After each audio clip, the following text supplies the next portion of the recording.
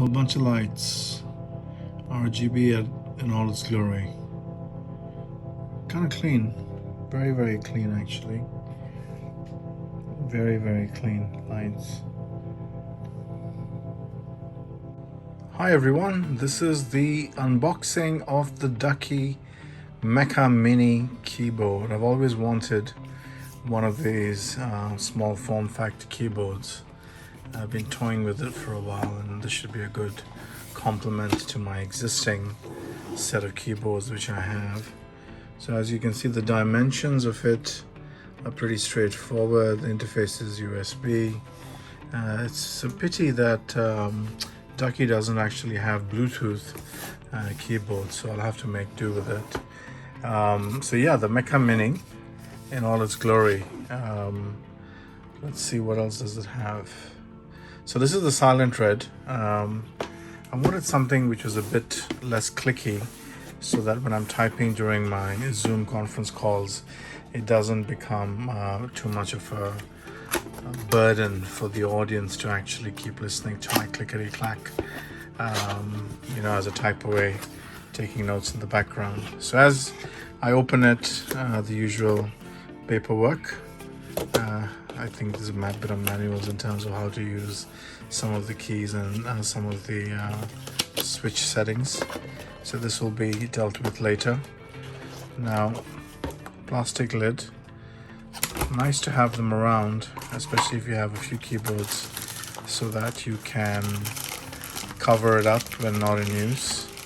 Now, this Mecha Mini, the reason it's called Mecha is because it's got I think it's got an aluminium kind of a base at the bottom. So this is not plastic, it's definitely some form of steel or metal. More to be said about that. It's got a bit of weight to it, as you'd have seen in the spec sheet. So it's got a USB-C, and it clearly calls out on the other side.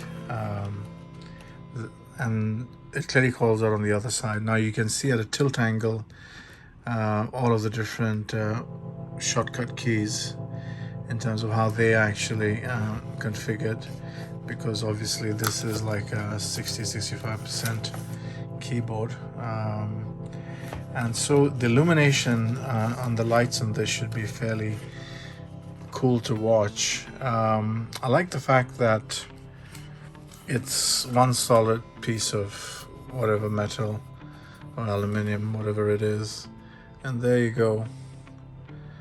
It tells you a bit about the origins and the DNA of this particular keyboard. You can see the red keys over here on the side.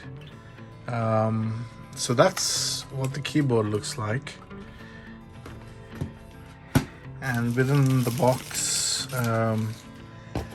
there's a couple of things here. So we have the USB cables. I hope they're USB to, they're always USB to A. I wish these guys would start giving USB-C to USB-C cables. It's a pain really now to keep getting these cables without the USB-C on the other side, because all of my new machines are all on USB-C. We've got the key cap remover, which means there should be a few keys, spare ones as well. So this is the alternative spacebar design, which I'm planning to put onto the keyboard at a later date, at a later time in fact. But let's have a look at what it looks like.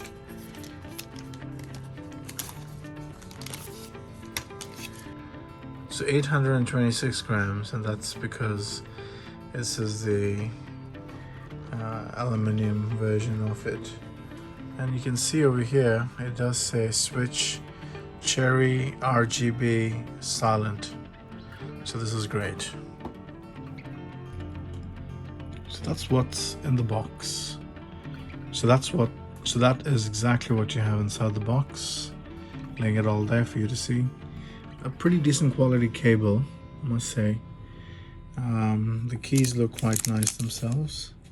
The spare keys and spare space bar, and then of course the key extractor.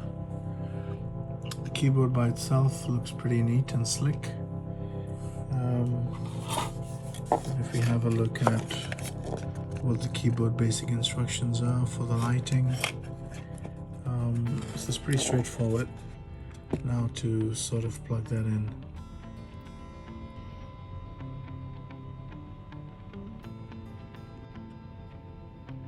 And this is your rainbow spectrum. A whole bunch of colors just lighting up. That's what the switches look like, and the LED which is underneath.